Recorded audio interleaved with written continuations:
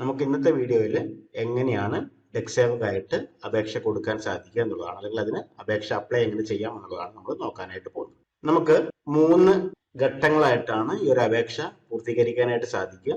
Stage 1 ആയിട്ട് registration, stage 2 ആയിട്ട് ഓൺലൈനായിട്ട് അപേക്ഷിക്കാനും, സ്റ്റേജ് 3 ആയിട്ട് ഫീ പേയ്മെന്റ് ചെയ്യാനും. അപ്പോൾ നമുക്ക് ഫസ്റ്റ് സ്റ്റെപ്പ് ആയിട്ടുള്ള രജിസ്ട്രേഷൻ എന്നുള്ള ഭാഗത്ത് ക്ലിക്ക് ചെയ്ത് നമുക്ക് ആദ്യ നടപടിക്രമം പൂർത്തീകരിക്കാം. അതിനായിട്ട് മൊബൈൽ നമ്പർ ആദ്യം ടൈപ്പ് ചെയ്ത് കൊടുക്കുക. അതിനുശേഷം വാലിഡേറ്റ് മൊബൈൽ നമ്പർ എന്നുള്ള ഭാഗത്ത് ക്ലിക്ക് ചെയ്യും. അപ്പൊ നമ്മുടെ മൊബൈലിലോട്ട് OTP പോയിട്ടുണ്ടെന്ന് പറഞ്ഞിട്ട് കാണിക്കും.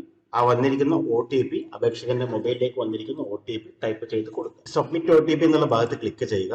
അടുത്തായിട്ട് ഇതേ രീതിയിൽ തന്നെ നമ്മുടെ ഇമെയിൽ ID കൂടി വെരിഫൈ ചെയ്യാനാണ് ആവശ്യപ്പെടുന്നത്.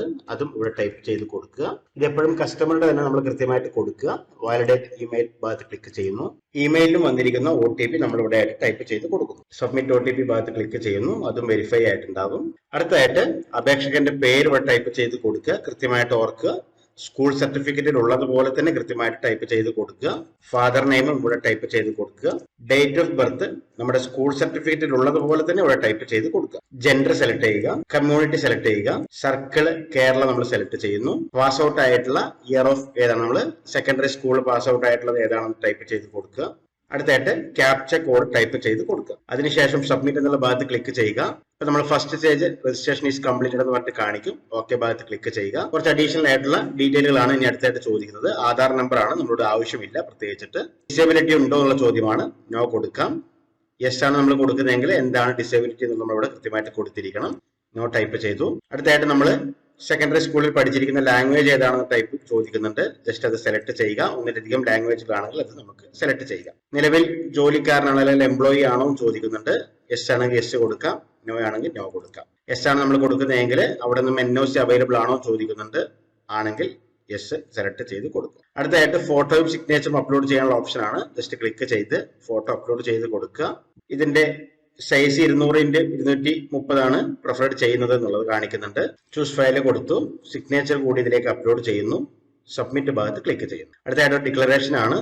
ജസ്റ്റ് ക്ലിക്ക് ചെയ്യുക. സബ്മിറ്റ് എന്നുള്ള ഭാഗത്ത് ക്ലിക്ക് ചെയ്യുക. ഇപ്പൊ നമുക്ക് രജിസ്ട്രേഷൻ നമ്പർ കിട്ടിയിട്ടുണ്ട്. ഇവിടെ ജസ്റ്റ് ക്ലിക്ക് ചെയ്ത് അതൊന്ന് കോപ്പി ചെയ്യാം. ഒപ്പം തന്നെ നമ്മുടെ മൊബൈലിലോട്ട് ഒരു രജിസ്ട്രേഷൻ നമ്പർ പോയിട്ടുണ്ടാകും. കണ്ടിന്യൂ ടു അപ്ലൈ എന്നുള്ള ഭാഗത്ത് ക്ലിക്ക് ചെയ്യുന്നു.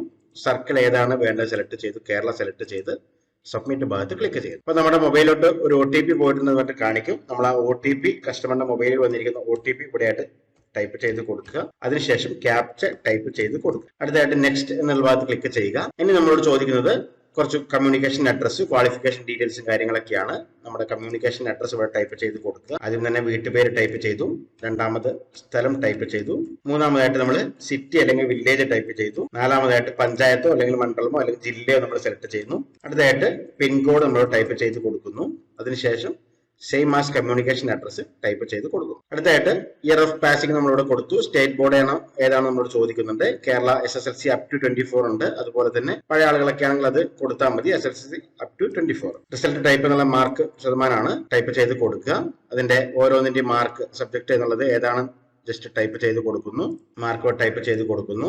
GPS സ്കോർ ഇല്ല എങ്കിൽ ബ്ലാങ്ക് ആയിട്ട് വിട്ടാൽ മതി എന്ന് കാണിക്കുന്നുണ്ട്. സേവ് ആൻഡ് കണ്ടിന്യൂ ഭാഗത്ത് ക്ലിക്ക് ചെയ്യും. അടുത്തായിട്ട് സെലക്ട് ഡിവിഷൻ, ഏത് ഡിവിഷനിലേക്കാണ് നമ്മൾ ചെയ്യുന്നത് എന്നുള്ളതാണ്. നമുക്ക് ഏത് ഡിവിഷനാണോ വേണ്ടത് നമുക്കത് ഇവിടെ അപേക്ഷകന്റെ ഡിവിഷൻ അനുസരിച്ചിട്ട് നമുക്കിവിടെ ടൈപ്പ് ചെയ്ത് അല്ലെങ്കിൽ സെലക്ട് ചെയ്ത് കൊടുക്കാം. ഇപ്പൊ നമ്മുടെ പ്രിഫറൻസ് ആണ് നമ്മളോട് ചോദിക്കുന്നത്. ഇപ്പൊ ഉദാഹരണത്തിന് ഞാനിവിടെ ഇരട്ടി ജസ്റ്റ് അടുത്തുള്ളതായതുകൊണ്ട് ഇരട്ടി സബ് ഓഫീസർ സെലക്ട് ചെയ്തു. പ്രിഫറൻസ് നമ്പർ കൊടുത്തു. അടുത്തതിനും പ്രിഫറൻസ് സെലക്ട് ചെയ്തു.